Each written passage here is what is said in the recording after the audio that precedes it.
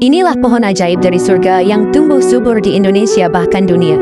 Saking istimewanya, pohon ini bahkan diabadikan dalam Quran surah Al-Waqi'ah dan kelak akan menjadi tempat berteduh bagi para penduduk surga.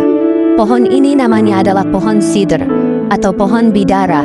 Saking mulianya, Nabi Muhammad bahkan mengancam orang-orang yang sengaja merusak dan mengeksploitasi pohon ini.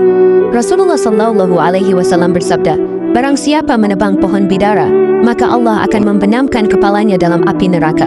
Hadis riwayat Abu Dawud.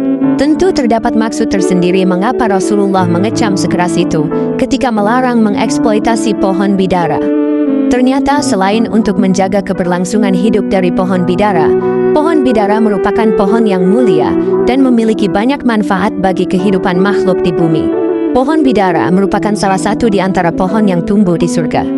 Hal ini dapat dilihat melalui narasi penyebutan Sidrah Al-Muntaha dalam Al-Quran. Sidrah Al-Muntaha ini erat kaitannya dengan perjalanan supranatural Nabi Muhammad saat Isra dan Mi'raj, di mana ketika beliau diangkat ke tingkatan tersebut, beliau menyaksikan banyak hal yang berkaitan dengan surga dan neraka. Sidrah diketahui sebagai jenis pohon yang rindang.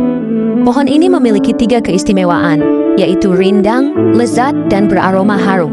Pohon bidara di akhirat kelak tidaklah berduri. Allah telah mencabut semua durinya dan menjadikan tempat yang awalnya dipenuhi dengan duri menjadi tempat munculnya buah dari pohon bidara ini. Jadi pohon sidr yang ada di akhirat tentu berbeda dengan pohon sidr yang ada di dunia. Jika di dunia pohon sidr memiliki duri yang banyak sedang buahnya sangat sedikit, namun ketika di surga pohon sidr penuh dengan buah tanpa ada satu duri pun yang menempel di pohonnya. Dalam dunia kesehatan, buah, biji, daun, kulit kayu, dan akar dari pohon bidara berkhasiat sebagai obat, terutama untuk pencernaan dan tapal untuk luka. Selain itu, dalam Islam daun bidara juga bermanfaat untuk berbagai hal seperti menyembuhkan dan mengusir gangguan jin.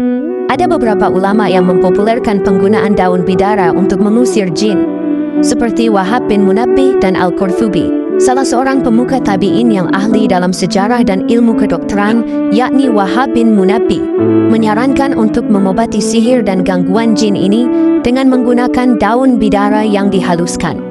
7 lembar daun bidara yang dihaluskan tersebut kemudian ditambahkan air dan dibacakan ayat kursi, surat Al-Kafirun, surat Al-Ikhlas, surat Al-Falaq, dan surat An-Nas. Dalam Islam, daun bidara juga digunakan untuk membersihkan tubuh jenazah dari najis.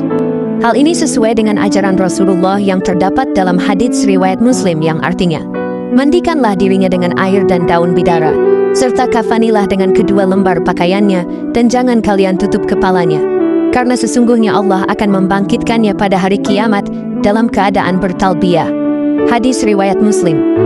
Mandi dengan daun bidara juga disunahkan bagi siapa saja yang baru memeluk Islam atau mu'alaf. Hal ini sesuai dengan yang telah disampaikan Rasulullah dalam hadisnya. Selain digunakan bersuci bagi yang mu'alaf, daun bidara juga disunahkan untuk bersuci bagi perempuan setelah haid. Manfaat daun bidara untuk bersuci setelah haid juga disebutkan dalam salah satu hadis. Subhanallah, semoga kita semua menjadi golongan orang-orang yang bisa bernaung di bawah pohon bidara kelak di surga. Amin.